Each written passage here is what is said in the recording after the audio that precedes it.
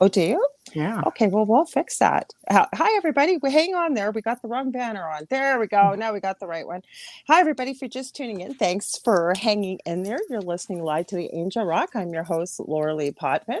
And if you are listening, come on over to UFO Paranormal Radio's YouTube channel because we got a good show for you tonight. It's one of my favorite people. But what I will say right now, before we get started, I'll tell you a little bit about my show. If you've never tuned in before, welcome. I like to see your comments. For some reason, they don't show up on my Facebook profile if you're over there watching the show. That's why I say always come on over to YouTube or the UFO Paranormal Facebook page. We can see them there. Also, I am a Canadian psychic medium. I'm also a crystal Reiki energy healer, Akashic Records practitioner, spiritual teacher, and mentor, and I am a registered nurse. My show, I say I cover all aspects of the supernatural, but we're kind of evolving here. And I'm changing the definition, if you will, to I'm having people from all walks of life through whatever they're doing, either professionally or extracurricularly, that it's their passion and they're making a positive change for humanity. And you know what? We just have a bunch of conversations on this show. That's why I say join in the conversation here because we love to make you part of it and you're part of our family. Here's one of our regular supporters of both of our shows, Dave Petrella. Now, hi, Dave. I want to introduce our guest to you. Sorry, I'm trying to clean my glasses and talk at the same time here. So I know you know her if you're a fan of UPRN, a little bit about her, and then I'll introduce her formally. It's Michelle Desrochers, and she's professionally and actively been researching the unexplained and successfully working in media for the past 18 years. With her area of study focused primarily on malevolent hauntings and demonic attachments, she's considered one of Canada's and North America's leading researchers. She's highly versed in many subject matters within her field, and yes, she is, and has expanded her knowledge to include UFO studies, cryptozoology, folklore, and legends, and anything else that is deemed out of this world. Try and say that 3 times fast. As an international public figure, she's often called upon by the media for paranormal consultations, for television and other related media, and books months in advance for appearances. She is co-producer to the very popular radio show right here on UPRN Wednesdays and Thursday evenings, The Outer Realm, to which she co-hosts with her friend and teammate Amelia Pisano, and The Gray Zone Uncensored, that she co-hosts with friend and producer Joe Montaldo, who is also the owner of this network. And I always give him a shout out and say thank you to him. So thanks, Joe. She has a passion for old world and ancient history and architecture, to which she is always and continues to excel in. Combined with her love of travel, not only did it lead her on an incredible journey. Sorry, I'm losing my place here. Sorry, I'll start over. It led her on an incredible journey of exploration into the locations that she has always dreamed of visiting. But it opened doors to venture into locations that others have been denied access to. She considers herself an explorer of all that would be deemed otherworldly. She credits her multitude of fans within the international community, which continue to feed her drive for answers. She lives in a haunted manor house and coexists nicely with the many spirits that dwell within its walls. And I have seen examples of this when we've done live panels. Welcome, Michelle. What a bio. I had to read Thank every you. word. We couldn't miss Oh, you didn't anything. have to. That's the short one. People It's do a the short one. bios for me, and I'm just like, well, then. And Thank you. Thank you. look who's tuning in. Oh, I know who's Speaking tuning of in. He's going to Joe. harass me through this whole show. Well, you know, he's Oh, going to harass us. That's our Joe, right? He that's likes to okay. tease us. God, where do we start? You know where I am going to start? I'm going to start with you where I start with everybody. So, how did this all start for you? How did it all start? Um, well, I mean, I The think big question, right? Not a short answer. it did, yeah. I mean, I've always sort of been in tune to, I've had paranormal experiences Mm-hmm. from the time I was a child, like most kids, you see dead Right. people or you just, you have those experiences. And I was just fortunate enough that my mother especially Mm-hmm. basically she sort of embraced it. She didn't discourage it by any means. She just let it Okay. go, and Mm-hmm. from that point on, like my father was a different tune because he was just sort of like, no, he doesn't harass me. I know, But I had to highlight it. I know. No, he's pretty good. He's pretty good. But yeah, so realistically, my father was just sort of not a believer. I found out later in years he was, and he had a lot of experiences, but he just wasn't going to give it to me as an adolescent. Right.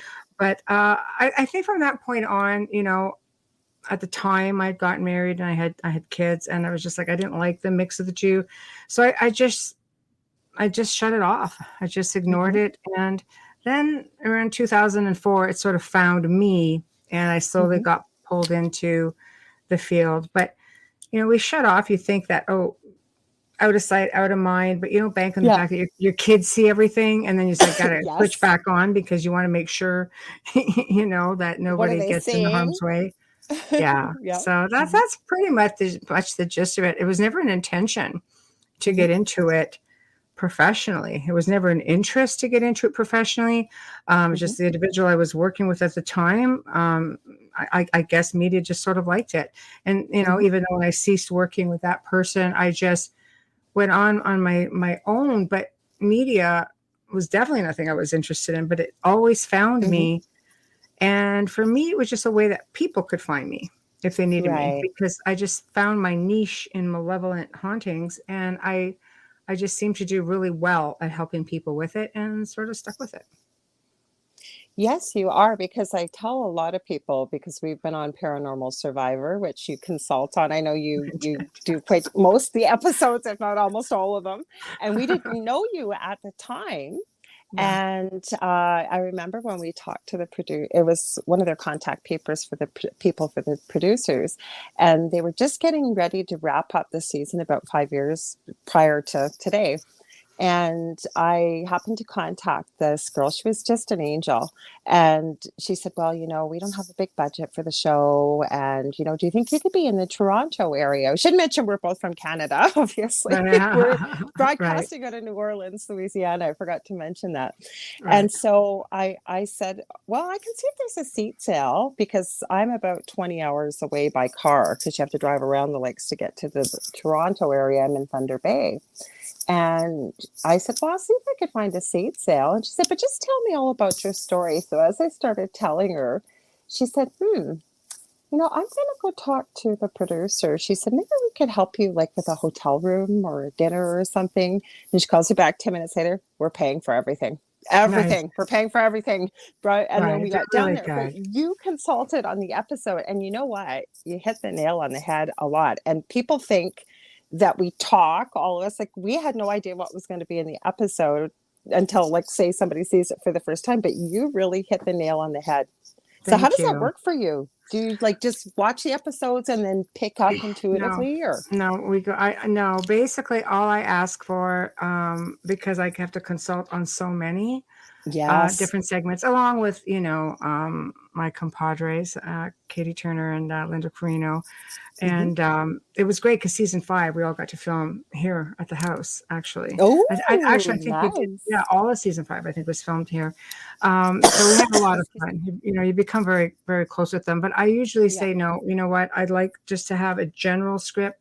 Like, I just want to look at what the situation is, because if you don't know, you can't comment.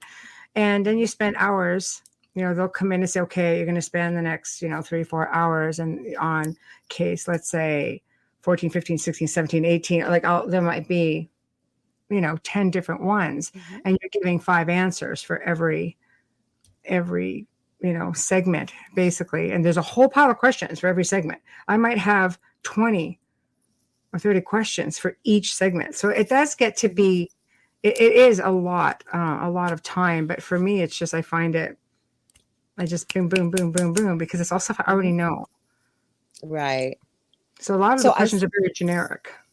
Okay, so you don't even get to see the episode then. You just, like you said, get a bunch of questions, and the episodes haven't even been put together yet. Sorry. Like film. I was gonna say, that's kind of a cool way to do it, though, because you know, knowing you now the way, you know, with consulting on so many paranormal episodes, when we do the panels and stuff, I don't know, I find for myself, and I already know what you're going to say, the least amount of info you have, the better, right? And the answers to these questions. So it just sort of, it comes, doesn't it? You can just sort of feel it, can't you? It's either natural or it isn't. I mean, I know by the time it gets to me, the only people that have done any filming are the people with the stories. And just to be clear, because I mean, I did 4 out of the 5 seasons, and people think they're just made up stories. They're not made up stories at all. These are actually real people who've gone through real, pretty terrifying situations. It's not easy to come out of an oppressed situation like that. I don't even like to say situation. It's a nightmare for a lot of people. A lot of families break up. A lot of families end up having to go into counseling because you're dealing with, parents who maybe don't know how to protect their children. They feel helpless. It's just, there's a lot involved in that. So these are real stories. I get a little bit, perturbed when I see people say, oh, these are just made up. No, they're not made up, man. And if it ever happens to you, I hope nobody says that about what you're going through. I've been through that myself. Yeah. Well, you know what? It deters people from coming forward with their stories. And again, if you don't want to, that's fine. Like, I mean, I can't tell you how many people and families I've worked with in the last 2 decades. And if they come to me with a story and they want, some people say, look, I would love to tell my story. They find it very therapeutic. They hope that somebody watching can learn from their experience. Yes. You just don't get paid to come forward and tell your stories, people. It's not like this is a money grab or anything, No, it's not. So, it's really difficult and it's really brave for some of these people to come forward and say, hey, you know what, this is what happened to us, because they're exposing their lives. They're giving you a glimpse into everything they went through. It's a very personal experience. It is. And so I guess some of these answers I know, but I know people watching will want to know. I want to give a shout out to Shannon Kerr. She says, hello, ladies. So welcome, Shannon. You know what, like you said, it's very personal, and I love that you're able to help people. But was there like an experience that got you into looking at these really dark type of entities? Because there's not a lot of people there's a lot of people, yes, that work in the paranormal field, but to provide the aftercare and to help people, and you stay in touch with these people. I know you do. And I don't find that there's a lot of people like you that do what you're doing. So was it, and if I ask you anything that's too personal, please let me know. I know you say you're an open book, but just in case, but was there an experience that got you interested? Or my own, actually, because mind you, knowing what I know now, I tend to question exactly what it was, but I went through my own attachment period. And I come to learn that whatever it was generational. And now that, studying the field of abductions and experiencers and things like that, I'm sort of like, because I've had extraterrestrial experiences as well. And now I'm starting to think they may have been one and the same. And I'm sure I was projecting a lot of energy too, because I've always been really strong that way in my abilities. So I've always been able to work with energies. I remember my grandfather used to say, oh no, we're energy movers. You can definitely do things like that. And, it seemed to everybody in the family seemed to take it up one step, and then I took it way out. And so energy for me is a very easy thing to work with. So I'm sure it was times I was a bit agitated. It was like full blown poltergeist, off goes the roof of the house sort of thing. So, back then, I'm going to age myself a little bit. There wasn't internet. So I had to do it the old-fashioned way, and I had to go to the library. And I didn't have it. I did, right? We all had to do that. And for me, the closest thing I could find to doing any kind of cleansings or clearings was actually books on witchcraft and learning how to use sage and everything. Does it really? Shut up, Wayne. I saw that. But anyway, just clearing. And I learned early on that the key to everything was mindset. I learned that. I was 18 years old, and I went, it's all about what I do here, whether I project it, if I can not control it, because you can't control malevolent things or extraterrestrials, but you can control the outcome a lot of the times. So I learned at that point. And then I just, I don't know. People gravitated to me when I went public. People gravitated to me. And I remember one of the first times of being on television, the amount of emails I got, and I was stories of families having really difficult times. And it was mind blowing to me. I didn't realize at that time, because there's no way I would have, just how many people were suffering and I had absolutely no clue what to do, so I think that's what probably made me go a little bit further. And you're not dealing with, like I always say, there's great paranormal groups out there. There's some really good paranormal groups out there. I'm well known for researching. I don't come out and say, no, I'm well known for being a paranormal researcher. No, I'm a good researcher, but I can research a lot of things. And there's a lot of people more phenomenal at it than I am. Where I think I differ is that I don't go to somebody with the attitude of, oh, wow, well, it's a good thing I'm here to help you. I go at it with a different outlook. It's like, thank you for, entrusting yourselves to me. And thank you for trusting me to do this for you. And let me take the weight for a while. Just relax and just let me do this. And I mean, some of these situations, because you have to work with the mindset, like at one point I had a 1.5 year waiting list for me to be there in person. So I had to work with people online and say, I need you to do this or this or this or this. 9 times out of 10, believe it or not, people were practically home free by the time I was ready to see them. There's just I would say maybe 20% of the time where I really had to go back and be on site with somebody. Just from educating people and taking the time to educate them, they started realizing, wait a minute, I do have control over this. I can make this happen. It was so simple. You can't just go into somebody's house with recorders and this, that, and whatnot. And it's not about what you're going to catch. Like when I was working with people from different various backgrounds, like religious backgrounds, if a certain, like the Catholics, for example, they want everything possible. Then you go in and you get it. Other religious people with religious backgrounds, they weren't as strict. They're just like, no, okay, what's going on? Okay, we're going to go in and we're going to do this. We're going to take your word for it. Sometimes the priests have had their own experiences, but I just can't, I don't even bother investigating. I stopped investigating. I got so many people that needed me to come in. I knew just from being seasoned enough, from doing enough of them, from what they told me, I didn't need to go in there and pay attention to something that these people don't want to pay attention to. They don't want to communicate with this thing. They want it gone. Why would I go communicate with it?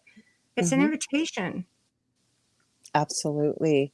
Because Wayne, actually, I have to agree with what Wayne wrote. He said, you've always been very humble in the way in which you approach any case or situation. And you are, Michelle, you really, really are. Because I think we all have this, myself included, we all have this preconceived notion because somebody's been on TV that they're going to have this ego about them. And you're very humble, very down to earth. And But would you say though, that kind of goes with mindset, with energy? We've talked about, it's a little bit of a cheat because we've had many of these chats on paranormal, when we get the group together online here and we do a show.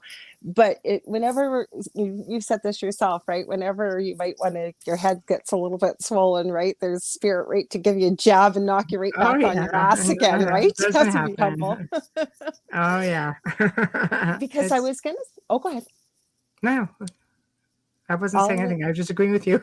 Yeah. Okay. Well, what I was going to say, you know what? That's the beautiful thing, because that's really where I discovered my gifts that have been around me my whole life with going through this. But I think you said something very powerful, is by teaching people, you empower them, because we all have the ability and the strength to do this if we can be built up. Or like you said, I love what you said there. Let me take the weight for you a little bit to give you a bit of a break here. People need that, because there's also a very fine line between fear and if you will, dominion, having that strength, standing up, knowing that as a human being on this planet, we have the right, not cocky or arrogant, but the strength and, mindset to be able to stand up to whatever's here. Because Shannon asked a question, which I thought was great. She said, Michelle, have you ever been in a situation that outright terrified you? Not in the way you think. I've been to some amazing places throughout my life. Most haunted forest in the world, Hoyabatsu I was Forest. thinking about that with the Yeah, trolls. I think you talked about that on air, right? I'm happy to talk about it. Absolutely. I'd love to hear it The again. answer to this question, not in the way you think. Younger days of researching, going to cases, you get a little bit confident, shall we say. And, Yes. and this was one of the stories that was told by a woman whom we helped on, I think it was season 1 of Survivor. And I came in as the researcher to back up her story.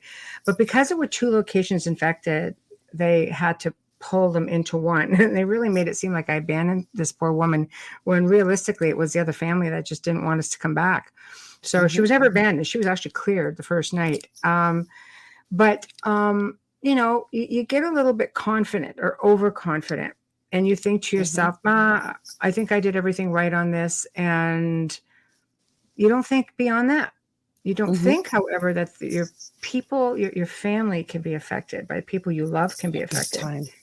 And my daughter was the one who actually got affected. Oh yeah, she actually lost her sight. Blind as a bat for about a month, because we were supposed to go back. Oh yeah, she went through every test imaginable, psych tests, obviously, because if you're under enough stress or going through something, you can physically do that. The brain's a funny thing. So she went to see psychiatrists, psychologists. We sent her to eye specialists, optometrists. She had pictures taken of the inside of her eyes, behind, CAT scans, MRI, you name it. It was all done. And basically, we were told by the family they did not want us to return. They, when you're dealing with malevolent hauntings, these things will sometimes go quiet. They give you a false sense of security, or they'll go full blown in your face just to make you back off, which is what happened with them. But they thought they had it under control. We cleared the majority of the building. And when we left, we saw there was a whole other section to the building that we weren't given access to. And we looked and we went, there's where everything went. So anyway, it was never my intention to go back, but not because we weren't willing, but because it was the family's decision to have us not go back. So, I basically just tapped into this energy, and I said, fix this. Seriously, like, fix this, or I'm coming back no matter what. I'll take you out, like, piece by piece, man. And this is my kid. Yeah. Die all over again, but it communicated, and it said, okay, it said, fine, no problem, but it goes, stay away. Wasn't a hard, people are like, oh, you made a deal with the devil. No, not really, because we'd already arranged that the family didn't want us to come back. There was no deal, right? There was no deal. But at that point, it was like, no problem. I wasn't really coming back anyway. Right. And literally by the next, like, literally by within a few hours, actually, she was just like, I can see. Her eyes were never the same again, though. That's the thing. They were never the same again. Whether they were associated or not, it was enough to humble you. I mean, it really humbled me, and it took me down a few notches. And I realized that I could go in and do everything right. I could take the precautions. I could, the mindset can be right. But you can't bank on everything that goes on around you. But I've learned. So right. Now, I can assure you it would not happen twice. You're so right about that, because you're right. I consider, or I guess if people look into titles, I've used the title light worker before, and I've met many that have not dealt with the dark things you and I have, because I've looked things right in the face, and I kept saying, I don't want to deal with this. I don't want to deal with this. And my mentor I was working with the Akashic records said, sometimes people that are doing kind of the work that you're doing, sometimes they're meant to bring light to these dark situations. Right. But what I find is it's mostly teaching. And the reason I'm sharing this is to back up what you said. You know, you get these people that are very arrogant and very cocky going in and taunting. And I used to get people saying to me, you just send that over to my house and I'll just kick its, you know what? And I used to say to them, and I still say it to this day, don't ever say that, because these things don't listen to you. Plus they don't go after things like you just said, like yourself, like if you're able to manage yourself. Excuse me, stop please. My German Shepherd. 2 cents worth, co-host. Yes, but yes, co-host, she usually jumps up here, or the cat. But I was going to say, but what they go after, like you said, your family members, they go after your health, they'll go after things you can't control, or that you have. And I always say that you're just asking for an invitation when you taunt things like that, or you say things like that, because that, to me, that's just arrogance and cockiness.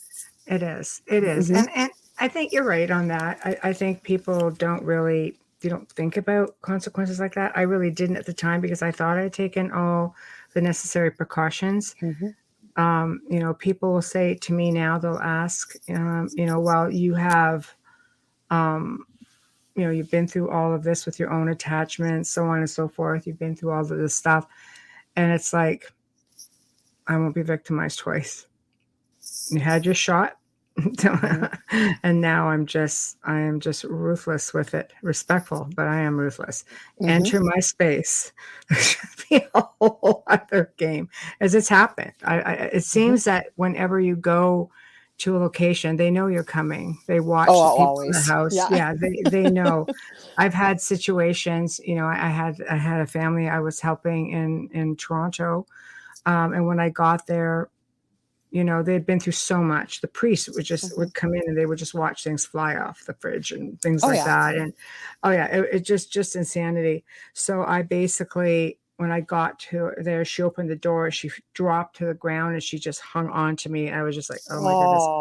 Oh yeah. It was, you realize at that point, you really are a lifeline for people. But before I went that day, I was just getting myself ready to go and getting, you know, was getting dressed and such. And this thing was notorious for the typical knocking 3 times. And it was knocked on my bedside table. And I just sat there and I looked up in the mirror, kept doing what I was doing. And I just walked out of my ensuite and I grabbed my purse and I said, I'll see you in an hour, mister. And I walked out and that was Good it. for you. And that was the end of it. And he was there. He was there, sure enough, when I got there, because I record my interviews and all you hear is just all this growling going on in the background. I'm like, that's, you know, relentless. This thing was relentless.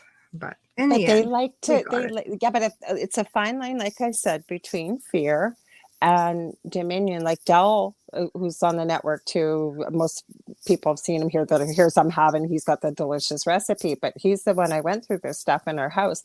He was thrown 15 feet across the kitchen. And he didn't even tell me about it. It happened. He was upstairs making a sandwich, and he had the cut all over his arm. I asked him, and he goes, "Well, I was bending down to grab some mustard. It was about 3 o'clock in the morning."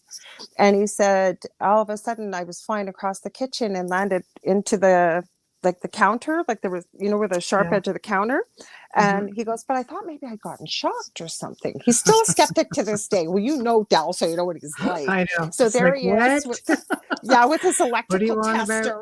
And it's like, dude, there's nobody there. The fridge is still working. It's a new fridge. You didn't get shocked. And now he'll believe it. But, you know, there's some things you just got to see to believe. Like I said, he's such a skeptic and he's still learning. Believe me, I had a conversation with him about fairies like about 6 months ago. And I said to him, had you told me like 13 years ago, I'd be having a conversation about fairies with you, I would have probably fallen off this bed right here, because it's just what happens, right? So, well, you know Del. If you know Del, you know what he's like. True. So, and he's such a skeptic. And like in the episode, the only thing I can say that they truly showed was true. And I'm not saying it with any disrespect, because I'm grateful they shared our story. Because you're right, Michelle. I said this so many times too. It's not like you can stand in the grocery line and talk about these experiences. Yet how many people are having them? Like you said, you were booked for 1.5 years. Like even now, I think we're with more and more collectively, energetically, what's going on in the world. I don't know. Do you find that you're busier right now? I've been busy for so long. I don't even know. I've always been really busy. Mm-hmm.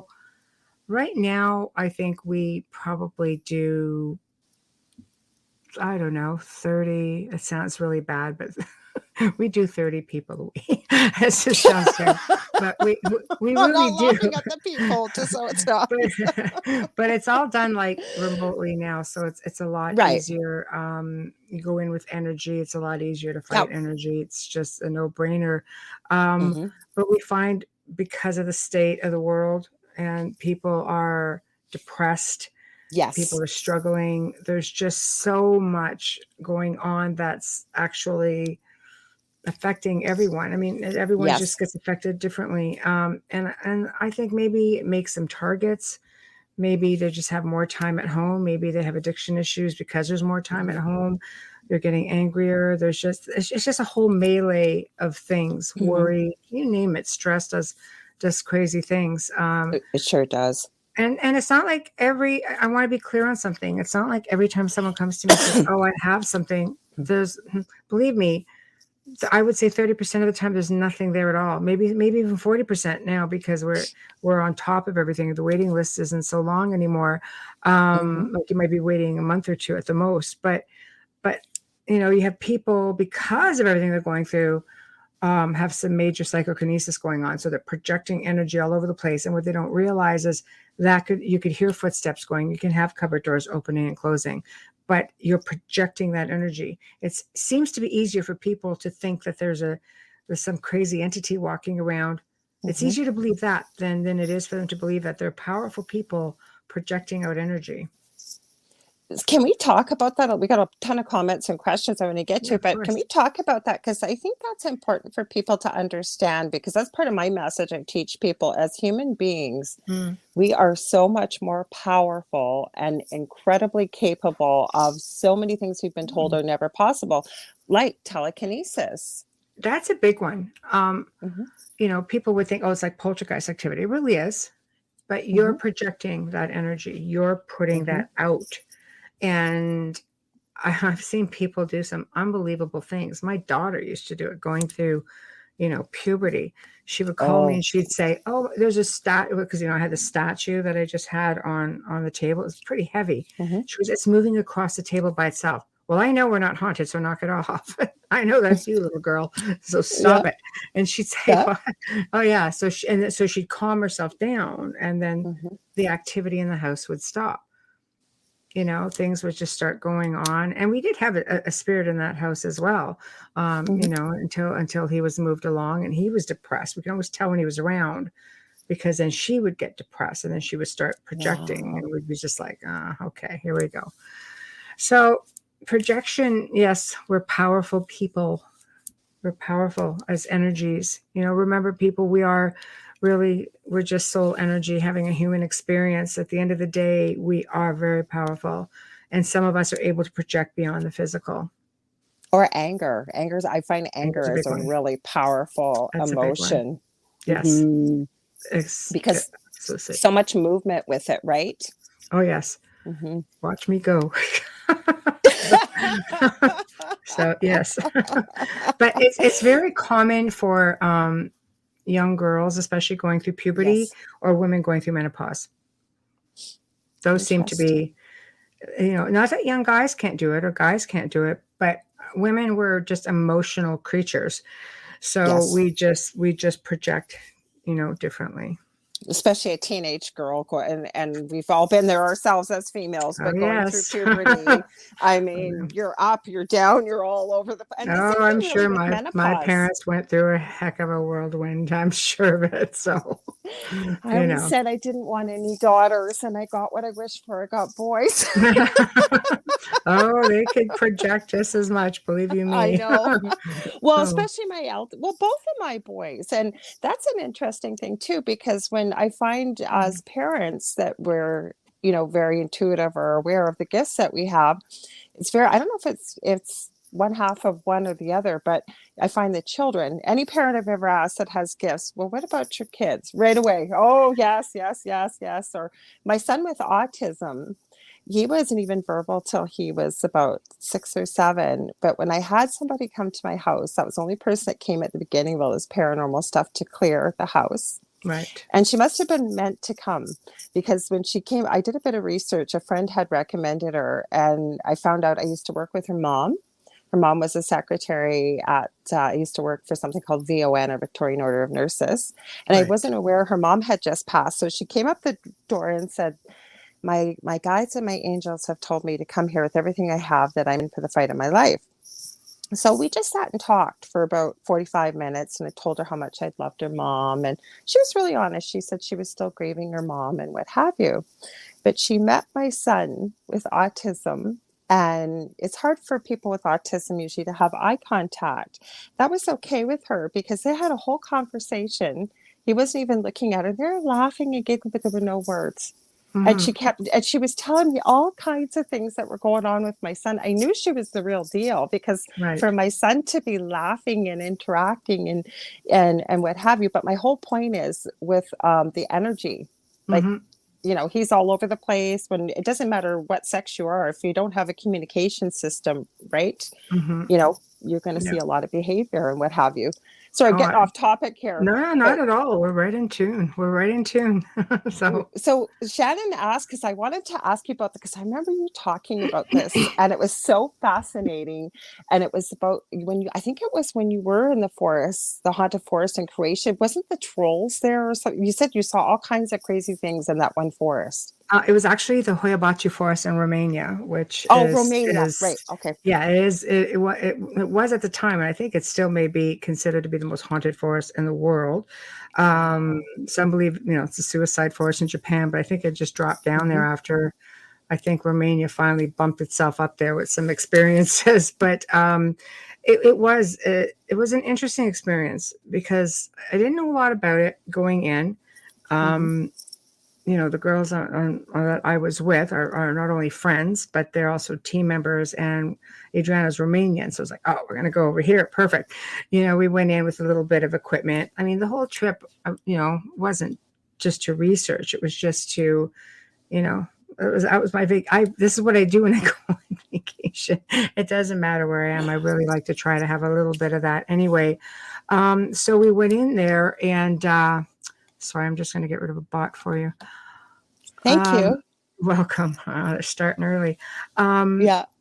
We could hear this droning sound in the background, because we had about, probably a good 4-kilometer hike up into the mountain or into the forest. And people don't realize there's also 2 circles, but you have to get the right one. So we had to, it took us a couple of days to realize where we had to be to go into the right one. And there's this droning sound, which was very strange to hear going on in the background when you're in the middle of a forest on top of a mountain. You're trying to think, where is this coming from? And it was constant in the background. All the trees are bent out of shape, like they're in just crazy shapes, and like just really, just craziness. Just Google the Hoia Forest or the Haunted Forest Romania. You'll find it. It's just amazing, and no wildlife. Just we weren't any birds. No, there were no birds. There were no small animals. If there were big animals, they probably would have been way out. They wouldn't have been anywhere near the circle. I think, again, it's an energy thing. Insects. There were insects, things like that. But it was just different. So, had a little nap. During the day. We went early enough. I wanted to get my bearings. So you just lay there quietly, and you just sort of feel what's going on. And the place had a bit of a vibration to it.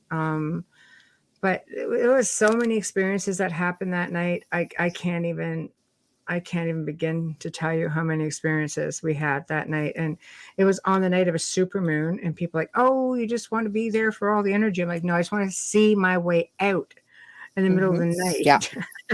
People don't realize how black out. Yeah, how black it is when you are at, like, even at camp at the cottage, it's black, like no light. It is. I'll tell you though, that moon came out and lit up the whole, you could see the whole circle was white. It was just like daylight in there. We're just like, this is so freaking weird. So Adriana was going around doing some voice recordings, EVPs. There's 6 entrances in, and we had some little experiences throughout the day. One looked like could have been an apparition, just because it was this like little gypsy man in a horse and cart, and cool. We're out on a mountain. We're like, how'd you get here? Yeah. And he went through one entrance, out the other, and we looked for him and we couldn't see him we're just like, okay, whatever. That's crazy. But the voice recordings are unbelievable. They were really unbelievable, the spirits coming through trying to warn us to get out of there. And wow. At one point there was this big growl that came through. Now there were the 3 of us, and there was a friend at the time from the UK was there, and he was really, really skeptical. So we're like, perfect. That's just what we want. We want a skeptical guy. That's awesome. And a big growl came through, and from that point, the spirits were trying to get us out. And then the skeptical guy says, I don't think that's supposed to happen. And we turned around, and it looked like, bear in mind, there's no wind. There was nothing. It was just a hot summer evening. And it almost looked like somebody was stepping over the tree line, because the trees are coming down, and not drastic, but they were coming down, sloping down.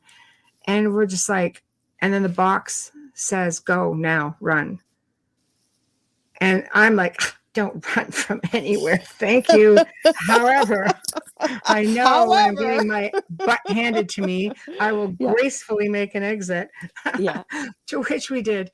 And, it was out of respect. We were out of our element, because this is something new for us. Right. Researching, and you have to be respectful. The spirits are probably taking a bit of a chance and trying to tell you there's something there. Anyway, we went back to the hotel that night. State-of-the-art hotel, by the way. You don't even get power in the room till you slide your card in a slot in the wall, and it turns everything on. Wow. So when the electrical starts going a bit crazy, the phone is ringing, and this is like probably 1 or 2 o'clock in the morning, and you answer, there's nobody there. And I think on one of the shows, I think it was Hotel Paranormal, where they wanted that story. I said, it's already been covered. But they did the part where it was from the hotel room onward, and what happened when we got back to Canada. So in one clip that we showed, because I just had Melissa, I said, just run the camera. Let's just see what happens. Because we could hear things walking at the end of the bed, like half the night. And they were having issues upstairs also. I mean, all night there were things happening, and I was just happy to have Wi-Fi on my phone. I always have like a million messages. So it takes me a while to get through them, right? So, right. And so Melissa's phone was ringing, and she's like, "Are you seeing this right now?" I'm like, mm-hmm. I don't care, So anyway, it followed back to Canada. I didn't have any issues.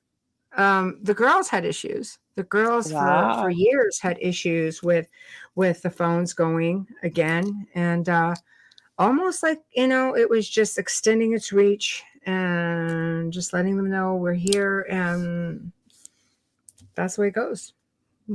We know where you are. Well, they don't forget you. They don't forget your name. They don't forget who you are. Like you said, they know when you're coming. Yes, and that's the thing people I find have a hard time understanding is people will, come to me, I'll do a reading or some energy healing, and, well, do you have an office, or like, do you do it out of your home? No. Well, how can that be? And it's like, you don't need to. Once you start looking into energy and understanding it, and then usually if somebody's a little bit scientific, I'll say start looking into like quantum physics, or there's been so many studies on this to prove it.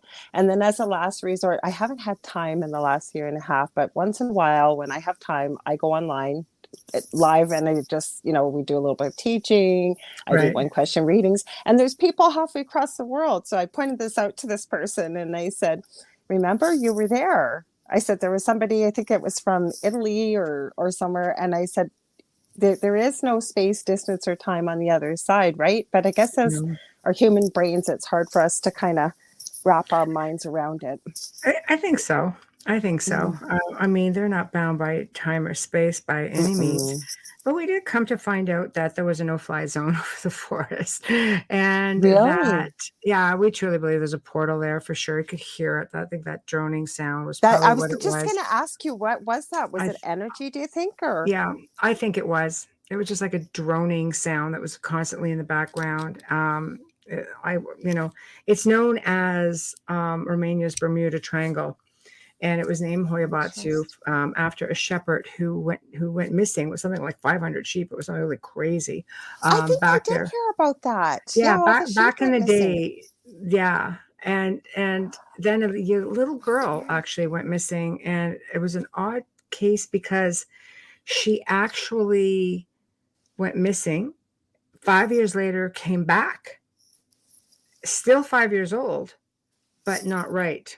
Her mind was just gone. Like she was not right at all. Still had a little dolly. Wow. So, do I think it's a portal?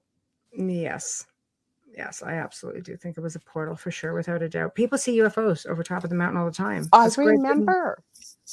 Go ahead, sorry. It's a great thing about camera phones now. Everybody catches them. I remember that from Nuke's top five. As soon as you said about the, sorry, my mind goes a million miles a minute here, because I popped that in there because it was a woman that spoke Romanian, but English, and I think she was from the US, and she was visiting, and she went in that forest by herself, and she was Mhm. super afraid. She was talking about the shepherd missing the sheep, Yep. and behind her, she didn't see it. There was something in it. Oh, I'm getting goosebumps. In a cape, and it was following her. She didn't see it till after she reviewed the footage, That's and true. people told her, yeah, she was crazy to go in there alone, and she did go in alone. You know what? It's one of those things. I think Ghost Adventures went in there and had like a miserable experience. We were like 3 days behind them actually, Mm-hmm. which was kind of funny Yeah. for the timing of everything. But before that, Destination Truth filmed there twice, Mm-hmm. and it was actually the one of the professors and his team from the University of Cluj, which is where the forest is located, in the area that it's located in Romania, and they did all the recording there. People have like horrific experiences in there. I can't complain. I got off like I'm having the freaking time of my life, you know. Mm-hmm. But you know, it they don't want you there. That's it. We were followed the whole way out. We could just hear crunching in the leaves and things like that. We knew there was a huge orb right in the middle of the trail. I don't put a lot of merit. Like, I won't say I don't put a lot of merit into orbs. There are true spirit orbs, but Mm-hmm. when you're in the middle of the woods on a hot night, you're kind of like, you know what? It could be pollen. It could be anything, but except for the fact that there's only one, and it was big, and it was just hovering over the trail on our way out, you know. So it's like, Wow. well, that's a cool looking thing, isn't it? I just don't give it to them. I'm respectful. I'm like, Yeah. yeah, okay, I'm gone. Mm-hmm. You know, Like I it's said, acting that up was, in the room. I'm on my cell phone, internet. well, but you have a point there, because, like I said, again, there's a fine line between fear and standing in your knowledge and strength without being aggressive, but being firm. Because I remember for the longest time, that's why I became a researcher, not like how you research, but I was doing this 18, 20 hours a day, talking to people. I had to find out what is causing this. And you know what I realized? It had to come from within. And I think the reason why this happened was I wouldn't be doing what I'm doing today. I don't think Del would be doing what he's doing today had we not been through that experience. So I don't look back on it in anger. But when something can pick up a 170-pound man and throw it around like a rag doll, Yeah. that's where you kind of, but like you Because said, it's all once you, energy. exactly. But It's once you all start, energy. You can't mm-hmm, gauge power of just energy. I mean, God, I've mm-hmm. seen that like I don't know how many times. Wayne, it's a fine line between a hero and a fool. It's true. He's not wrong. He's not That's wrong. true. That's true. It's like you don't go poke the tiger in the cage, you know. Well, no, that's true. But Mm, like I said, mm. I think it comes with respect, is the word, respect, right? Knowing to stand your ground, knowing when to leave. Like you said, I don't run from anything, but I was I'm going to respect that I was told to leave now. That's what it was. I'm like, all right. I don't I hear run, you. but Mm-hmm. I will leave for sure. Mm-hmm. We took our time. We didn't hightail it out of there by any means. We just, Mm-hmm. you cut your losses, you go, because we had a very strong presence with us the entire time. I could feel it at my back, and I had it, it's like, okay, it's curious. I'm just going to be respectful, leave it there. And that's how it went. And it really wasn't that bad. But after a while, it was kind of like we were playing with, or, communicating with all these spirits, and we had baby bear behind us. And then all of a sudden mama bear comes over to us like, shit, there's a bigger one. Okay. I gotcha. This is not going to end well if we just don't go. And when the spirits are like, go now, run. All right. Mm-hmm. We got it. And we did. And it had a long reach, but I had all kinds of paranormal experiences in Romania. I mean, I couldn't tell you how many times I had my name called while I was there. When it was like 7:00 or 7:30 in the freaking morning, we were in Bran, which is, most people know Bran Castle, while we were in a little villa not far from the castle. And it was like, Melissa and I were bunkies, and she sleeps like a rock. Anybody who knows her will laugh and say, because a herd of elephants could go through and Melissa will not wake up. Right. Seriously, you could tip her right out of bed and she still won't wake up. So, I wake up, it's like right in my ear. It was like, I'm just like that. I was like, yes. Freaking hell, and I look right at Melissa because I'm like throw a pillow at her or something. Because I'm thinking, what are you waking me up at this like inhumane hour for? And she was out. She was just out cold. So I'm just like, all right, I get it. Hello. Oh, what did I missed a whole bunch of comments here. Let's see. Dave says they don't also have to have bodies, so the energy they can accumulate can be a lot stronger than a physical human. Yeah, absolutely. What's your thoughts? Me too. I agree. That. Yeah. And then Wayne said, "Be aware when in Michelle's company, because if she starts humming, shit's about to get real." Just saying. Apparently I do that. Yeah, I never realized I did that. And my teammates would say, you're humming. And I'm like, and it's usually around the time where something happens. And I'm just like, but I can't even hum now. If I'm humming in the car, it's like, what are you humming for? I don't know. I got a song in my head. There's nothing more than that.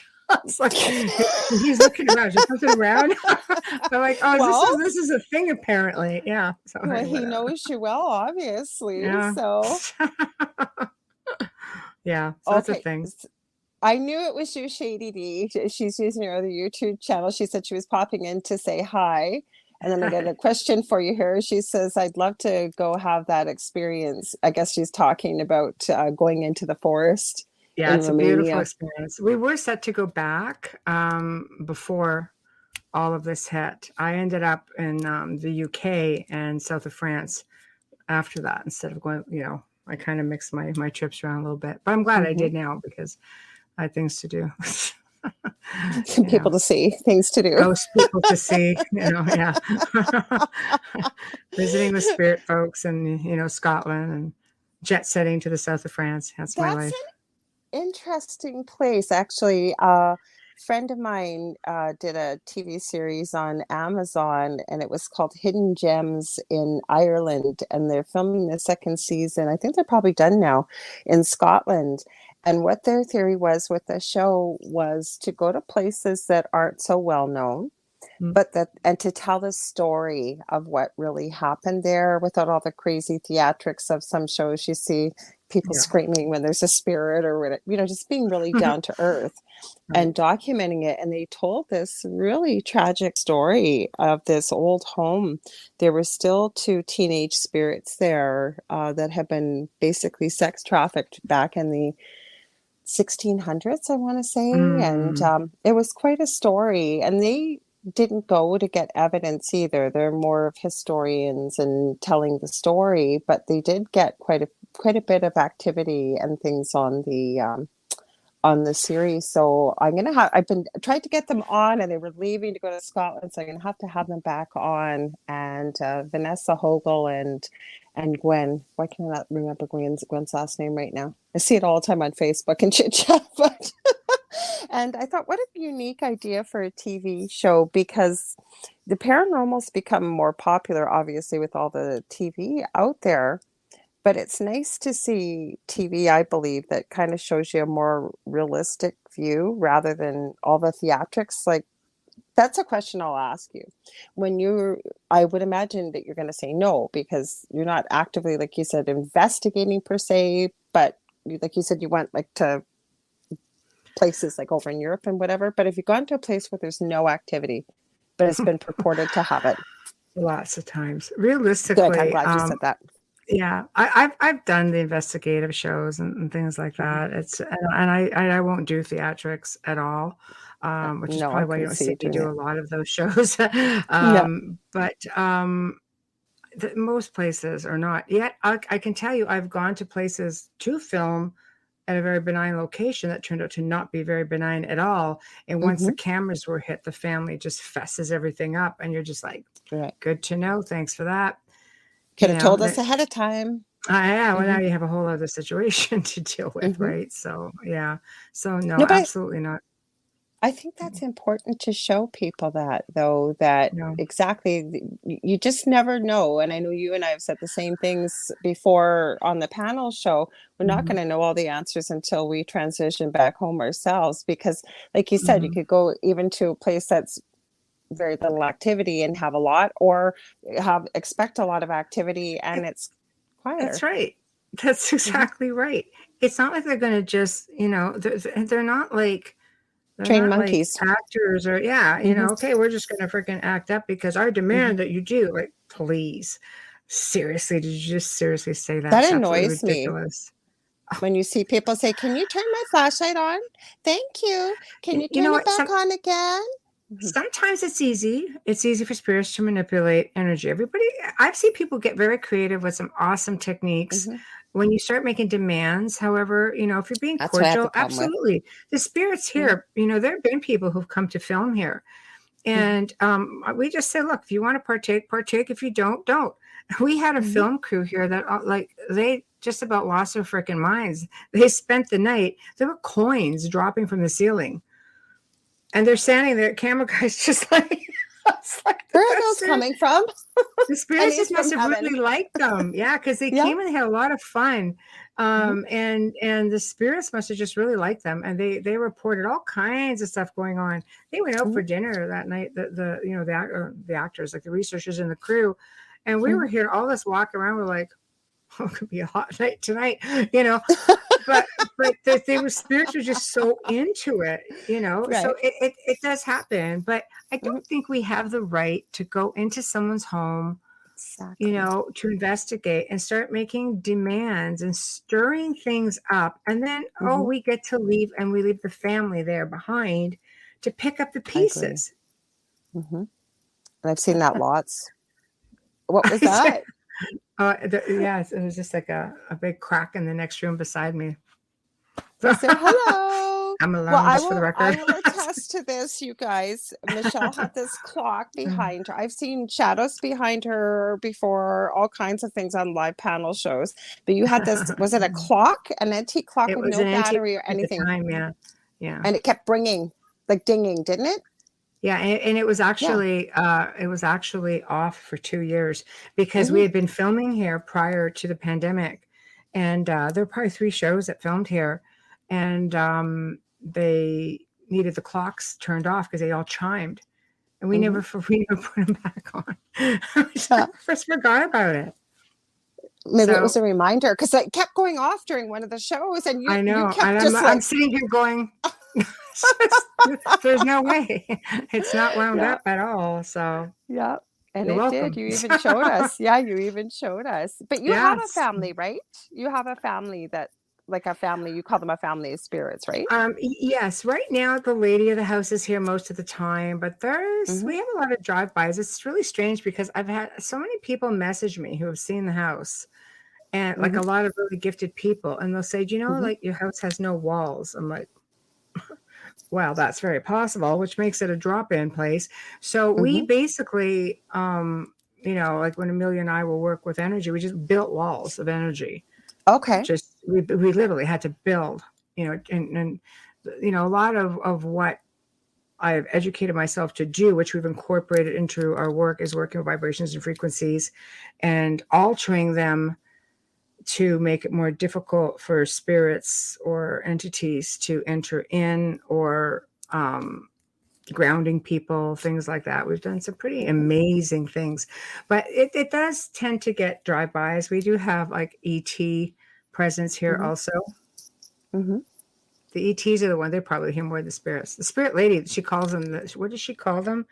The little people or something. It's just weird. Like she goes, oh, Does she? the little ones are here. Yeah. And we get the tall ones, and when the tall ones come in, she won't, she likes the parlor, but she won't be here. She'll go off to another area. Does she say why? Does she just not care for them? I don't know. She doesn't seem bothered by them because she's not stuck here. She's fully ascended, so I don't think it affects her one way or another.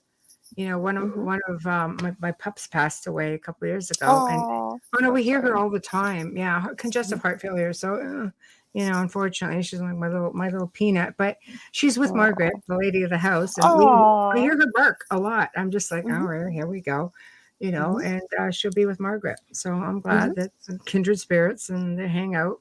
We have cats, spirit cats here. That's what my son told me. My oldest son, he doesn't live here. He's bought his own house and stuff. And he said, Mom, you've got a little black cat, a little kitten here. And I said, really? And he said, yeah. Because both my boys have communicated with animals ever since they've been little. I'm still working on that one. I'd love to be able to do it like they can, but my kids taught me more about it. But the dog, like you just heard her bark, and I don't think a cat is in here, but she'll take off like that, like after something. And I think it's the cat. Right. So that's funny. Nice. It's very possible. We've had people say that they could feel cats rubbing up against their legs and like their calves and stuff. We're just like, probably. Well, I don't know if Debbie Schmoley's still here or not, but this was years ago. We were talking on a Zoom call, and I swear to God, if she's here, she'll vouch for it. We were talking on Skype, and I said to her, did you have a cat that used to lay on the pillow right beside you there? And she said, oh yeah, that was my Boo. He passed away about a year ago. And I said, honey, that cat is sitting there right now grooming itself. It's licking his paws, looking at you, flicking its tail. So I took a picture of the screen. No, to me, I can't see it, but she still has the pictures. If she's there, she'll vouch for it. Like our pets stay with us, don't they? They'll visit very often. I've seen so much evidence of that if they choose to still stay, right? Yeah, it's true. It's true. It just, it's like staying in the car when the car stops working, or even at night when you sleep, sit in your car in the garage, you leave, you go do stuff. It's just like, right? Well, that's a good analogy. A good analogy. I just sit in the car at night and park it in the garage. Man, I go, I work, I fly, I do all kinds of things. Apparently I travel a lot. So when ET isn't taking me, well, that's interesting. Because when you said that your dad, you found out later in life that he actually had a lot more experiences than you thought. My grandmother on my dad's side, apparently a good French Canadian Catholic family, right? She was pregnant every year for 25 years and had 17 children. God love her. Yeah. Anyway, she knew the second that her third eldest son died. She stood up at the table. My dad is kind of like to the middle end of the kids. He was about 12 or 13, and she was from Belgium. And my grandfather, very French accent, and she stood up and was like screaming, oh my God, oh my God. And, his name was Philip. Obviously, my dad was like 12, 13. So I was nowhere around except maybe a gleam in his eye. And as the story goes, my grandfather told her to sit down. You're being ridiculous. He's probably just late for dinner. And I guess what had happened was they used to fix up cars, and my Uncle Philip was in the car ahead, and it was in the 50s. And his friend was behind him, and they were hot rodding. And apparently the door fell open. There was no seatbelt, and his friend ran him over. So his friend knew exactly when it happened. And I think like the time was 6:03. And when the police showed up like an hour and a half, 2 hours later, the friend could say what time it happened. That was the exact time. Wow, that's crazy. Wow. Wow. So maybe he needs to be moved on.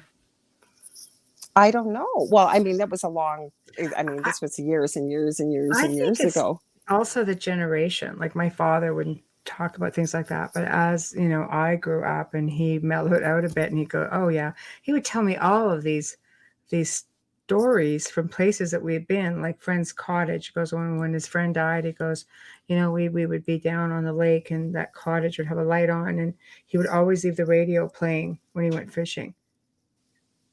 Wow. and and they could hear it, this radio playing, but there was nobody there because they knew the guy had passed. There was nobody Mm-hmm. there. And then he would tell us stories about UFOs and things like that. Oh, we used to see them all the time. My grandparents used to own an island on one of the largest lakes up in northern Ontario.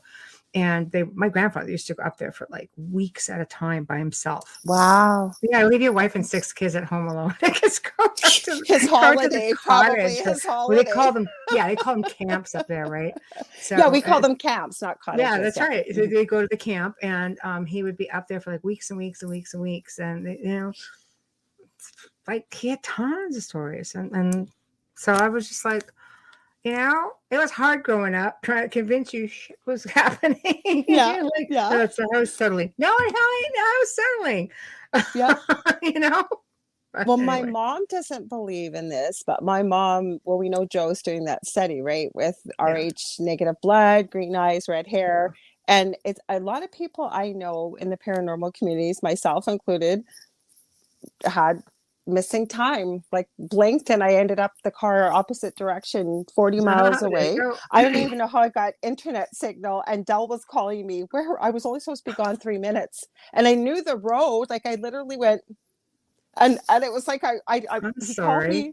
Thunder freaking Bay. I've been to Thunder Bay. Uh-huh. It's a perfect freaking place for them to come around. Hey. So hell yeah. Mm-hmm. you know. Well, Anybody my thinks phone they're not was gonna get ringing. abducted in Thunder Bay? Guess what? You want to get abducted, go to Thunder Bay. I was serious because Oh yeah, me my too. phone was ringing, and it was Dell, and he's going, "Where are you? You're only supposed to be I gone don't 3 minutes." know. I don't know. What do you mean you don't know? I I said, don't just know for real. I'll call you Yeah. back. I don't know where I I am now know it's exactly. tough. It's tough. You don't understand unless it's happening to you. That's all. So. Mm-hmm. Yeah. But it's interesting. Most of us that work in this kind of field, I Yeah. find more and more of us have these kind of experiences. My So, mother even now will give me experiences about things that are total ET related. My mhm, father used to, my grandfather mhm, used to own a telescope and used to watch the stars all the time. mhm. And my mom would be like, "Oh yeah, like he's had some experiences because he was so fixated on it." I was the same.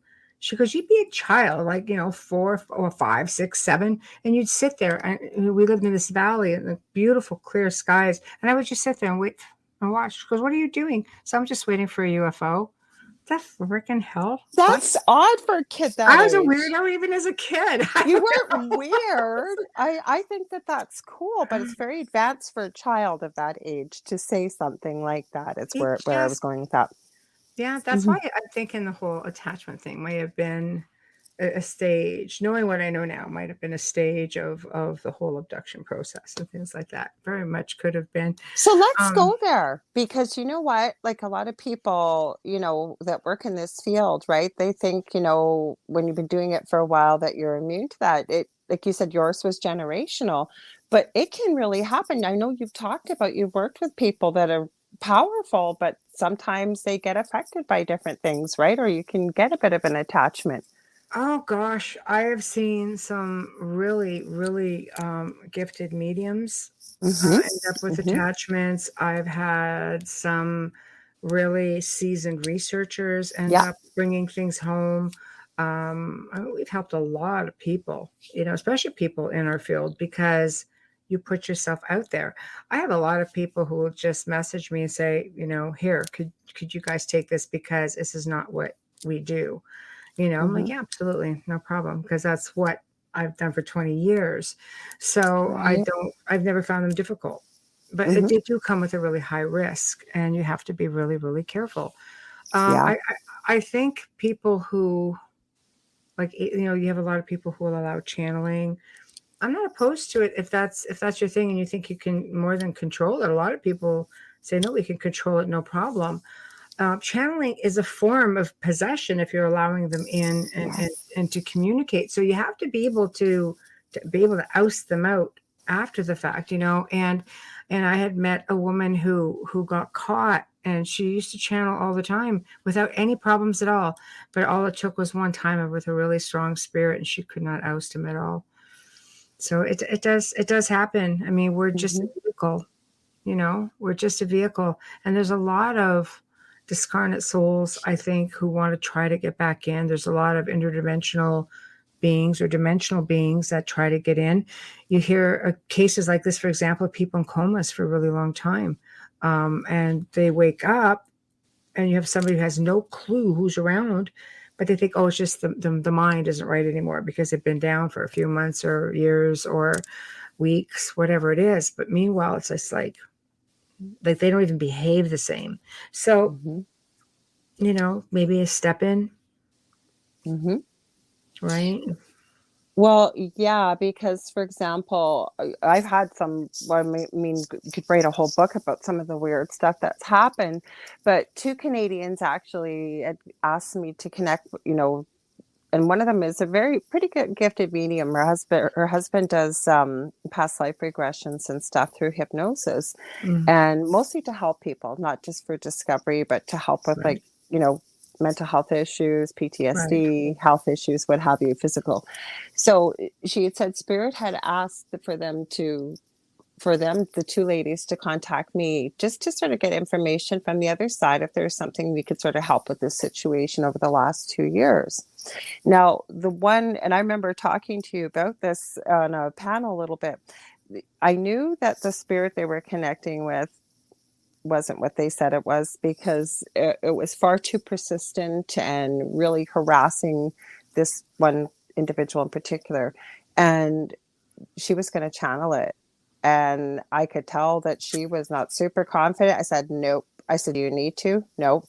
Don't even go there. Don't even go there, because that probably could have turned out very badly. Because if you really are who you say you are, and you're I call it back home, there was just too many red flags from seeing negative entities for me to feel that was something all love and light. Let's put it that way. It's, what, it is really hard for people to understand that there are things out there whose sole purpose is to wait and jump in. Yep. And they have all the time in the world to do that. It doesn't have to be like they'll wait you out. And, I mean, I've dealt with people who figure that, that they have pretty benign lives. And I'm just like, well, now you have this issue. You have to think about, let's find the trigger point. Where did things change? Have you played around with communication, anything like that? Well, maybe, yeah, when I was this age, but things have been good all this time.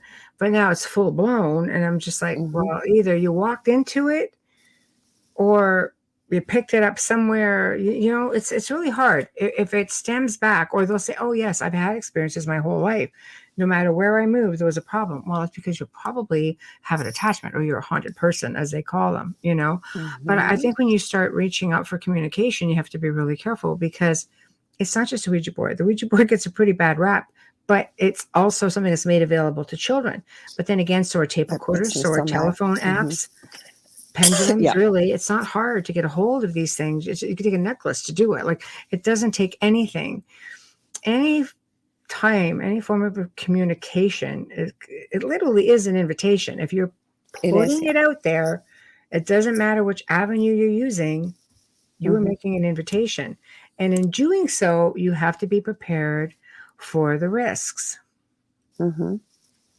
I think that they don't think about that at all, or energy preparation before. Like, I will guarantee, I know beyond a shadow of a doubt, you just don't walk into something and say, yep, okay, here I am. There's certain things that you have to do to kind of prepare yourself energetically, your space, whatever it may be. At least that's, I know how I work. And most people I know that some of the experiences we've talked about tonight barely scratch the surface, but yes, you need to do that. And then there's a process to when you're ending it as well. Because I've met people who have said, well, I told it wasn't allowed to follow me. Yeah, they well, don't you can tell care. them that, but They yeah, don't exactly. care.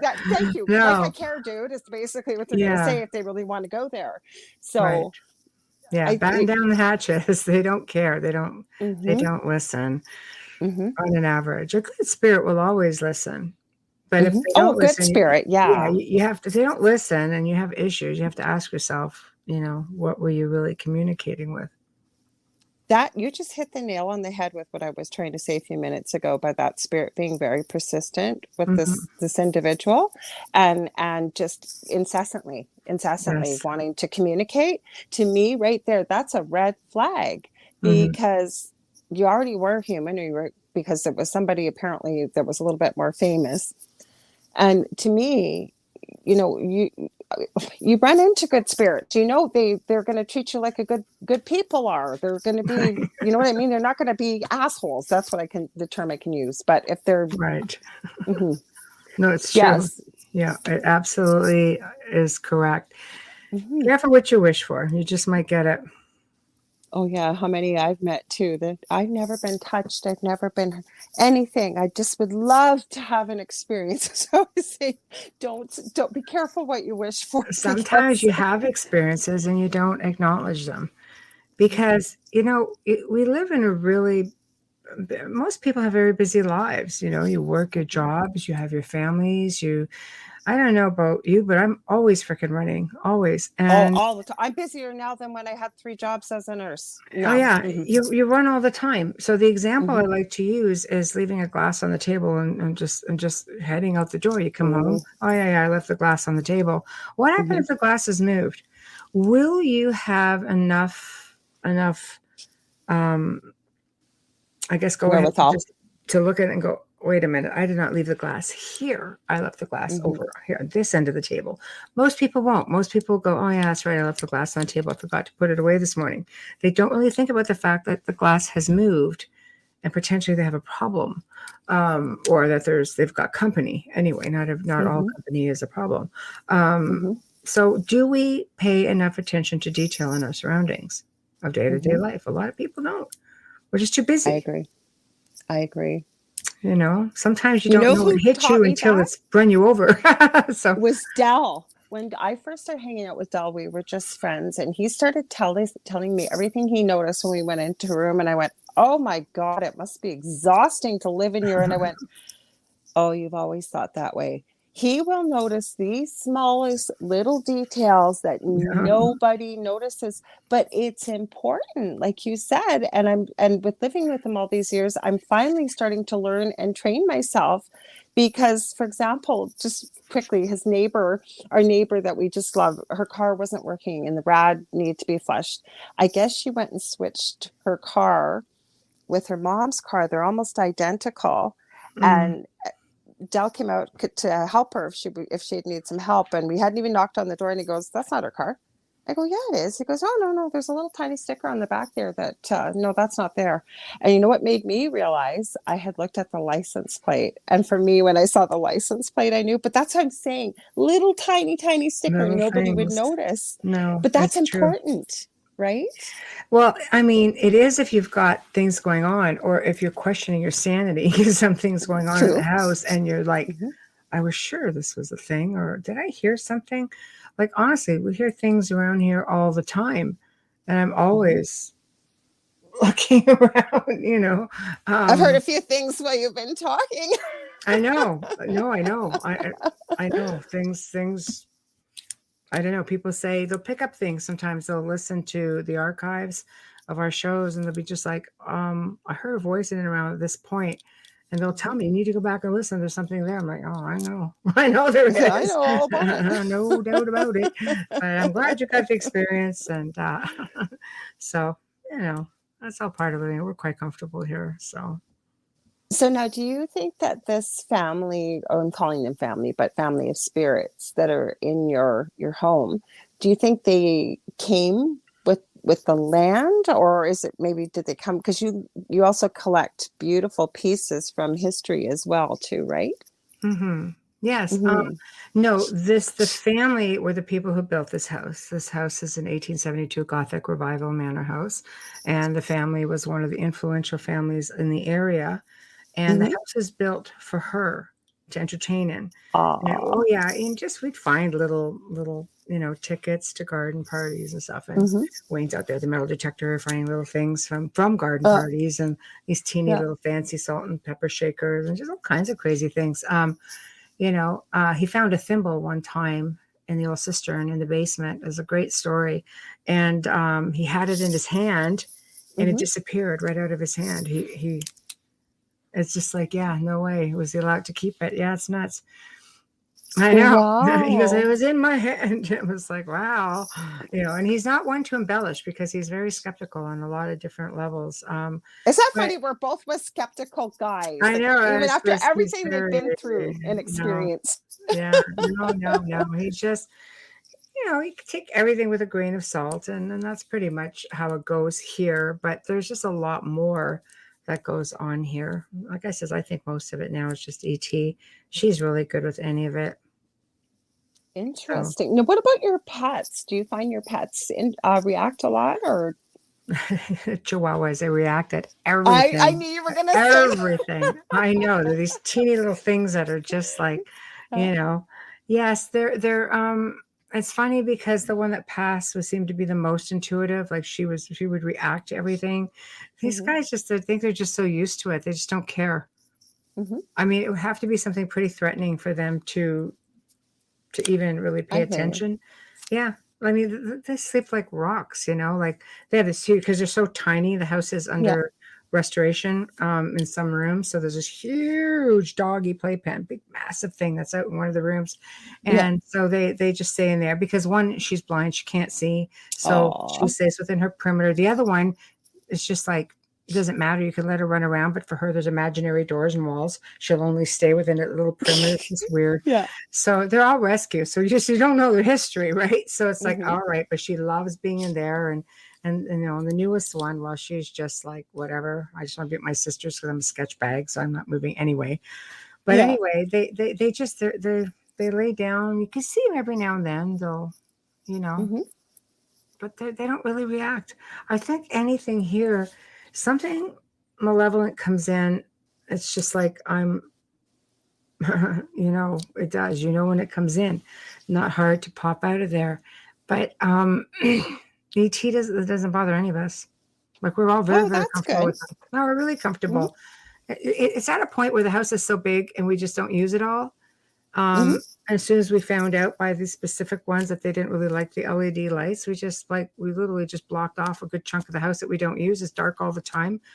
They roam Mm-hmm. around. It's always knocking. And sometimes they're just like knock crap around. I'm like, just enough already. Set it Yeah, down up there. I know. It's like having kids. Turn it down. It's just Yeah. stuff like that. But we also have an old antique square grand piano, and Oh. every now and then they'll hit a key, and I'll just be sitting there and I'll hear boom, and it just resonates out, and I'm just sitting there going, it's just like beside me, and I'm just like, there've been times on the Okay. show I'm sitting here, and it amazes me that nobody ever says, I think I just heard that, because every now and then it's like one key will go, and I'm just like, just, Your invisible co-host. I know, pretty much, yeah. It's like, all right, whatever, but I don't know. Excuse me. Yeah, Well, the it's one. good times. Well, yeah, but like I say, it always fascinates me. Now, do you have any haunted items that you know specifically are haunted that you collect at all, or just antiques? Excuse me. Well, I mean, I've got pieces that are like, a couple 100+ years old. I think the oldest piece I probably own, like, even my furniture might be like a medieval revival, which is a 200-year-old replica of a medieval Wow. piece. But the oldest piece I have is actually a human skull, which Mm-hmm. is probably about 600+ plus years old. It came from the St. Elizabeth's flood of 1425 in Europe, and the person Wow. drowned. It was submerged for about 100 years. It still has sediment inside of it. Um, and, Oh. and it's cool because it came from this little old lady's collection out of England. She had hundreds of them. And when she passed, the family had to dispose of all these. So Oh, all poor of family. yeah, I do have very unusual pieces. I do Hmm. have taxidermy and human skulls, skeletons, and Hmm. they're all old. They're all Hmm. documented, so now I can go dig them up, people. They're all documented, Right. and a lot of things get offered to me. But the very first piece that ever came to me that was haunted was a skull. It's called a phantom skull, and it came from a university, Okay. out in one of the Germanic countries, and I Okay. was working with a family on clearing the house, and he goes, it acts up all the time. I said, but he also had a Russian military collection, and I'm like, but it doesn't like it. You have to take it off. His big heavy helmet on it. It doesn't like it. Because I don't Hmm. care, man. It just wakes me up. Just take it out of here. So it sat on my desk with me forever, Hmm. and I just put a little baseball cap on him. I'd be working, it behaved just fine. I've never had to bind him. I've never had to remove the energy from it. Hmm. It's nothing that's stuck. You know, I think a lot of it is like more residual than anything because I don't let spirits stay trapped in items. I mean, Yeah. it's not a thing for me personally. Mm-mm. I've had other researchers, message me and say, can you take this item because this family doesn't want it? I'm like, just pull the spirit out. Hmm. So, you do, Hmm. problem is solved. But sometimes the people just don't want to look at it after that. They just didn't have a good experience with it. So Hmm. I usually, put things in storage for a year or two. And if they don't ask for it back, then it's like, okay, well, there's no more spirit in it. If you don't want it, then it's just either going to it usually goes to Habitat for Humanity. Hmm. Once I know that's completely clear and it hasn't done anything in a couple of years, we know nothing Right. is there. That way it gets donated and it goes to someplace, you know, Now aside that's interesting that and I agree with every word you've said about clearing the spirit, because I know many people, not many, but I do know people that collect haunted items, and I've asked them why, and they said because, nobody else wanted it. They didn't want what was contained within to be released, were their words. So that's why they're from. keeping it safe. But I've also experienced things on camera watching, like for one of them was excuse me, apparently a cross that was used in an exorcism, but it broke. Hmm. And so they had the cross, and that was some crazy stuff that happened with that. Hmm. Or they had a bunch of haunted dolls, and the one in particular I'm thinking of had a painted face, and it would be on camera, and I swear to God to you, that thing would be blinking. It would smile, it would Oh, I believe it. move. Mm-hmm. They're like All little kind. people frozen in time. There you go. Perfect, Not a perfect fan. saying right there. Yeah, Yeah. not a fan personally, but I'm not a but fan of them no, either. no. I mean, I think you have some pieces that, if you have certain entities that are attracted to it, Mm-hmm. um, it's almost like you remove one, there's nothing stopping another from coming into it. There are some True. pieces that do need to be kept under lock and key. I've not ended up with any pieces that had anything malevolent attached. They just had spirits attached, spirits that were unhappy, Mm-hmm. spirits that didn't want to have, that wanted to be acknowledged, caused a little Mm-hmm. bit of havoc. But yeah, it's not uncommon if a spirit attaches something that may belong to them either. It's they don't care about that once you move them over. They really don't. So, okay, I got a thought for you here. I'd love to hear your theory on when you said there's some things that need to be kept under lock and key. And we know of many pieces I've heard Well, of you that. just made mention of one for sure, the cross. Hmm. So, what do you think? What would be the reasoning for that? Would it be the energy, do you think? Or what's your thoughts on, like, is it a portal item? Like, just interested to hear what your thoughts are, why it would Well, be that way, that you can't clear it, you can't. portals can be closed, no problem. You know, some people believe, oh no, you can close it, but you can never remove it. It can reopen in time. No, you can move it. You know, we've done that without any issues at all. It's really not that difficult. But so I don't worry too much about that. Human spirits, I don't worry about. Once you move them over, you move them over. But the example you gave is a perfect example. The item used in an exorcist, it broke. You know, it has that type of energy. Can you remove the energy? Yes, I believe you can. But because it was used in an exorcism, would it attract something else? Is it kind of marked in a way? You know, you just don't take chances with pieces like that. You just keep them under lock and key. You know, I hear you. That's just how I personally. Or like I was thinking of that doll, like that Annabelle doll or whatever. Oh, Annabelle's a piece of work. I've met Annabelle. She's pretty active. So that's definitely something that they keep under lock and key. Yes. You know, you have to. You don't want people handling her. I'm just wondering why though, like just curious, like what's your thought when I just threw out some ideas, like, or is it just the energy as Odell's awake now, he's watching boxes. the show. Yeah, I know, different boxes. Yeah, that would probably not be a good idea, just to keep that under lock and key too. We almost have to talk to Tony Spira about that with Annabelle. I don't know if they ever tried to get rid of it. You know, I've heard enough stories about what happened though for people that had it before, and that's just it. You know what? You just have to. Some things you just keep under lock and key. They're safe that way. I know with Annabelle, I mean, Ed Warren had arranged to have a priest come in there, like I think, like on a regular basis, just to bless the museum. It's a crazy place. It's wild. I actually bought a piece that belonged to Ed Warren. It's a Tibetan goat's head. They're very, very ornate. Oh yeah, very, very ornate.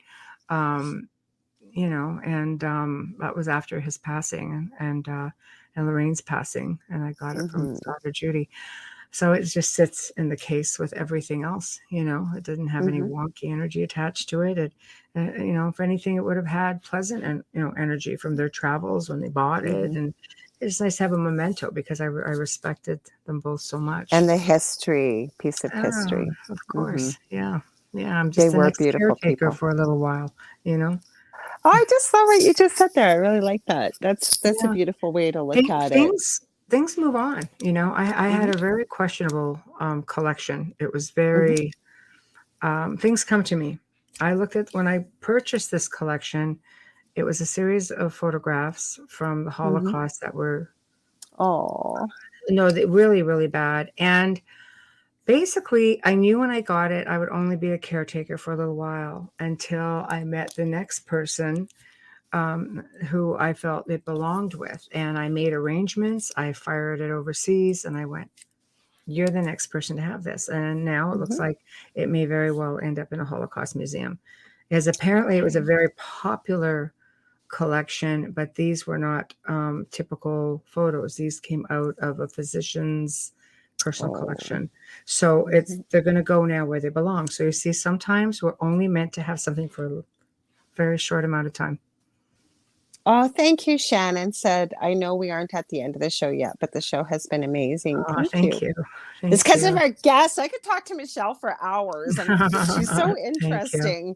I try. Well, you know, we just love you so much. So I guess I want to ask you, because you have been all over the world. So I know people love to hear about these kind of things. Has there been some other, obviously every place has been memorable in some way or another, but like the remaining forest, have you found other places around the world to be as fascinating or interesting or active even? Yeah, for me, I go to places obviously that have meaning. My trip to Scotland and excuse me. My trip to Scotland and the south of France actually came at the persistence of my deceased grandfather, who kept coming through communication saying, got to go to France. I'm like, even before I went to Romania, so I'm going to Romania. It goes, you're not going to France? No, I'm not going to France, Grandpa. He comes through the box, right? The spirit box. But I'm not going to freaking France right now, Grandpa. You know? Yeah. And he started talking to me about my bloodline. And all of a sudden on my PVR, shows would start showing up, and I'd be like, hey, who filmed this? Can I erase this? We're like, we can put it there. I'm just like, I know exactly who put it there. Who So put I'd it watch there? it, Yeah. right? And it put me on my path to family lineage, which was mind-blowing, just mind-blowing.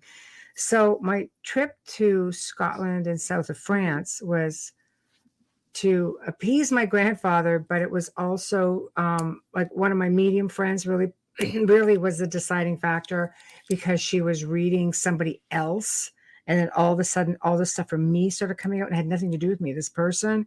And she goes, you need to come here and sit with me because I have some mind-blowing information, like your grandfather won't leave me alone. I'm just like, all right, whatever. So I went and sat down, and all the information she gave me, I went, no, I understand. I know exactly where I have to go. And one of these places, which ended up being Rennes-le-Château in the south of France, people be familiar with it from the Da Vinci Code. But Okay. but if you've never really actually been there, it's actually pretty high up, and it's kind of hard to traverse through, in inclement weather. And here's my grandfather coming through the ghost box, saying, don't go in the winter. It'll be too hard because you want to go in the summer. So it's easier to get here, here, and here. I'm like, I'm not freaking Indiana Jones, Grandpa. I'm not doing that. It was just stuff like that. And he goes, no, you got to make it over here, get down into the lower level. No, I'm not making it down to any level because, so it was just an ongoing thing. But that was my last overseas trip before the pandemic. And every place I've been to has come from either a bucket list thing or a past life thing or a just part of my personal journey. I've been to Egypt, and I've had unbelievable experiences there. I've been to Greece. I've spent time on Santorini. I've spent time in Athens and other places around. I've been to northern France, and I should have really had more time. I would have gone to part of where my family came from, which was Normandy, and in through Alpes-Lorraine, places like that. And I enjoyed the south of France technically a lot more. It's just a whole different land down there. It's like time stands very still. You just go through some of these country roads. You see castles everywhere. It's just unbelievable. So I've been really fortunate to be able to go to some incredible places. They're all haunted. Yeah.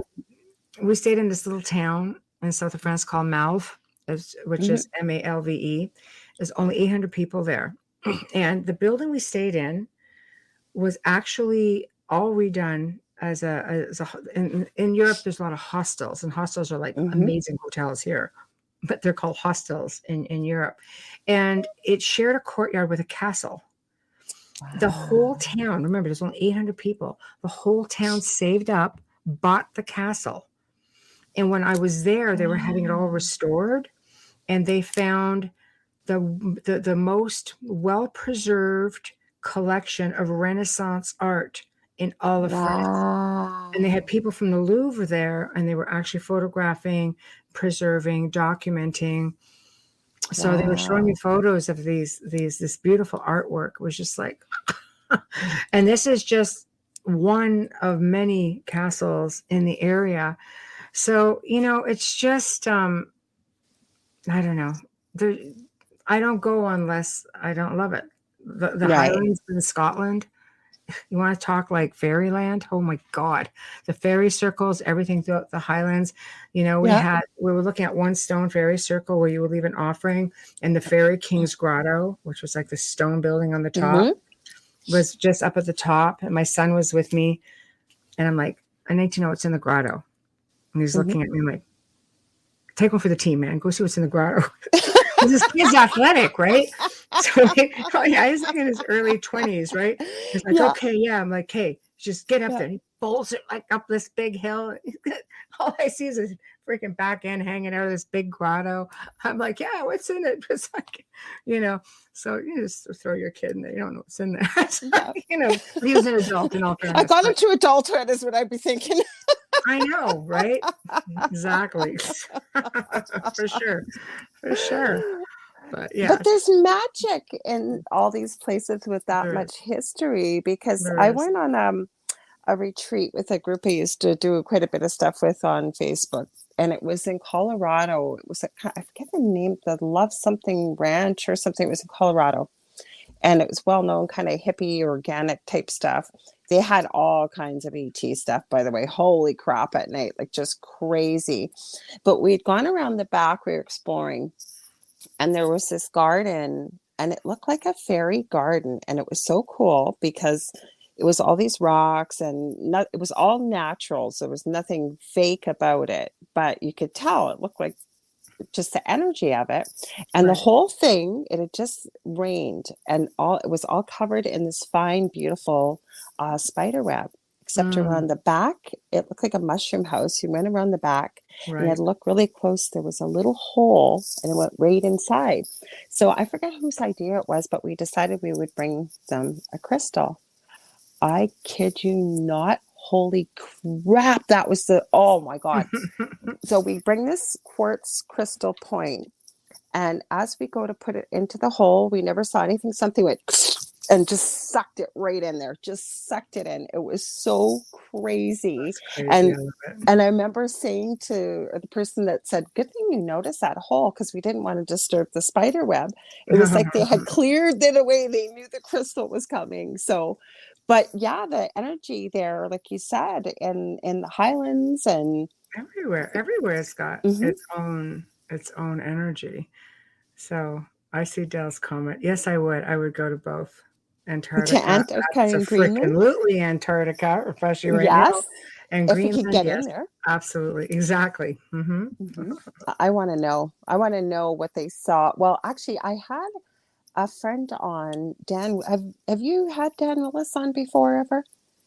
I don't know. Dan? Okay, he used to work for ABC News. He used to work with Marcel Vogel. He actually him and his wife gave each other as a wedding present real Vogel crystals. There's only one person in the world that knows how to cut those, because Marcel Vogel's dead. So speaking of history, he's gone back to 1900 and connected all the dots where things have been changed in history. And he worked in the Navy, and he was one of a handful, about 20 something scientists. May 6, 2002, they were testifying, I think, at the New York Press Club in front of Congress to the existence of extraterrestrials, 56 different types at that time. He said it should have been world news event. And what did they get at the end of it? Like a 10-second little blurb of, some people think that ETs exist. Of course, that's how they want to hide it, right? But you want to see what's in Antarctica? He saw his. That's all I'm going to say. Experience. What's that? Want to see what's in Antarctica? Remote view it. Oh, because that's that's my whole story of that was, that's where he had his experience on the bow of one of the Navy ships. They saw something coming out of the water in the Antarctica. So there you go. Remote view it. Now that's a good idea. Really good idea. We'll leave that right there. Well, Dave has a question for you. So he says, Dave Petrelli says, I apologize, but you can read it. It says, if you've already answered this question, did everyone in your group hear the drone in the forest? Oh, no, you did ask that, Dave. Sorry, we missed it. So that droning noise in the forest in Romania, could everybody hear that? Everybody could hear it. It wasn't a being tuned in thing, because we're all tuned in, except for the skeptical guy, but he heard it too. Even skeptical people are tuned in. I think a lot of them are tuned in, and they just don't want it. They just will go to the logical side too. We did as well. I mean, but it was there the entire time and did not relent one time. In fact, like in some of the recordings that the girls got, because all the equipment got zapped right away. We were down to like just an old iPhone 4 was all we had left at that point. And then I had my iPhone at that point. And she recorded, and at that point you could hear the droning in the back. It was very faint, but it was definitely there. It's something that's often reported. It's like a let's see if I can replicate it. It was a little bit like a that's what I was going to say. I can almost hear it. Humming. I can almost hear it. Yeah. That's pretty much what it sounded like. It was just very constant in the background. Wow. Yeah. Wow. So that's, it was interesting for sure. You start, realistically, you get so used to it that you don't even think about it. but it's sort of like at first I'm just like, God, it's the most annoying freaking thing because it's always in the background. It's almost like you're being brainwashed into something. Maybe you are, I don't know, but Maybe you are. yeah, because You you never become so know. conditioned to listening to it after, like your first hour there, lulled me to sleep. Well, it's almost hypnotic in a way, It but is, yeah, you would it is. notice it because when you're out in wilderness, like you said, you notice there's no birds, but there was insects, there was no animals, and then you're hearing this repetitive droning noise. Like, yeah, and then like you said, eventually you could tune it out, but it would be so noticeable because Hmm. you wouldn't hear that normally there, would you? No, not at all. Okay, so this person, I guess we got 2 minutes left quickly. So this would be, I guess, our last question. It says Michelle, I think they meant. So I was Yes, wondering, there's a terrifying forest, and just for people that are listening and reading this, there's a yes. real terrifying forest just outside my town, and I'm wondering why it's so scary or why it just creeps everyone out. Where you're located. Yeah, that would help. Yeah, Just no. quickly, if you could I tell us. mean, there are haunted forests all over the world. Hmm. A lot of the missing 411 that go in the national parks, throughout Canada, the United Hmm. States.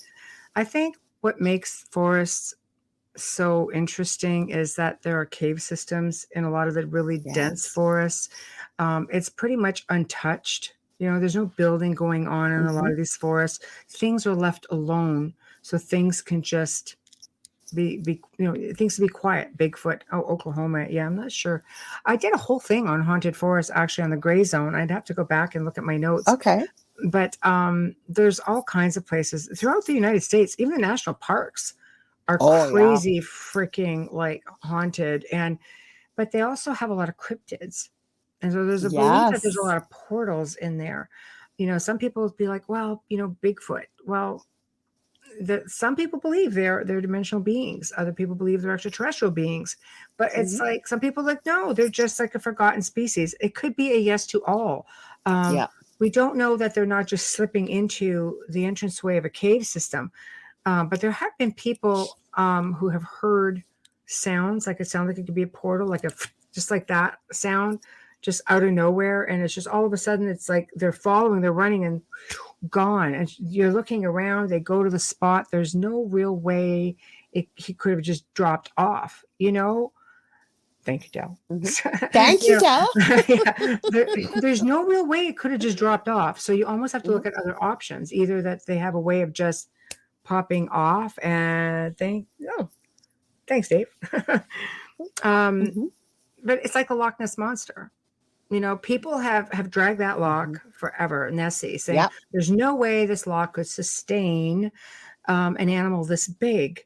So is it Hmm. just going in and out of a portal? Because it's been going on for almost 100 years. It's like, And Norway has one same. too. I've watched Lake documentaries on that. Champlain, Yeah. us too, Hmm. right? Yep. Hmm. Ogopogo.